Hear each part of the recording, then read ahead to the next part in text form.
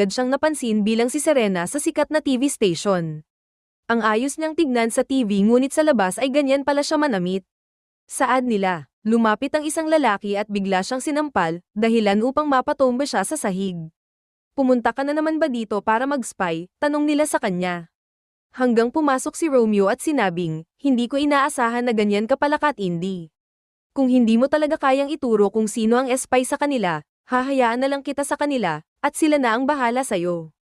Dahil doon, agad tumayo si Serena at niyakap siya sabay sabing, Romeo, ang isa sa kanila ay sinusubukan akong saktan. Hindi ba nila alam na girlfriend mo ako? Saad niya. Hindi sila naniniwala at sinabi ng isa na hindi kailanman magiging interesado sa kanya ang boss nila, dahilan upang halikan siya ni Serena. Pagkatapos ay sinabi niyang, naniniwala na kayo. Hinagod siya ni Romeo at sinabing, ang lakas ng loob mong halikan ako.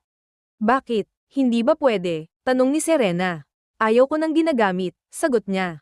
Pagkatapos ay sinabi niya sa kanila na totoong girlfriend niya siya, pero ngayon napagod na siya. Kung gusto nyo, sa inyo na lang siya, sigaw niya. Agad siyang dinala sa billiard hall at sinabihan ng mga naroroon na gawin nila kung ano ang gusto nila sa kanya. Kahit ako'y laruan lang para sa'yo, dapat magsawa ka muna bago ako mapunta sa iba, saad ni Serena. Habang papalapit na sa kanya ang mga lalaking naroroon, biglang nagbigay ng suhestyon si Serena kay Romeo. Kung talaga ka maglaro tayo ng billiard, kapag nanalo ka, tuloy ang break-up, kapag ako ang nanalo, walang break-up na mangyayari, saad niya. Kinwestiyon siya ni Romeo kung bakit siya makikipaglaro sa kanya. Dahilan upang lapitan siya nito at tinanong, bakit ayaw mo? Di ba ibig sabihin niyan ayaw mo ng breakup?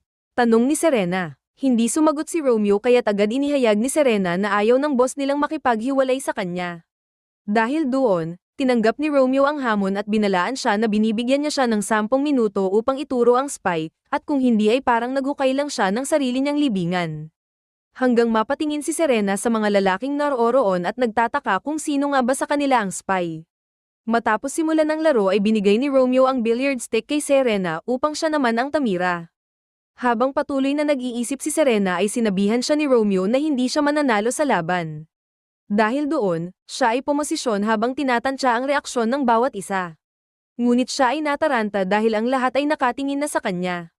Paano ko lulusutan ito? Saad niya. Naglakad siya papunta sa harap ni Romeo at tinaas ang isa niyang paa. Habang onti-onti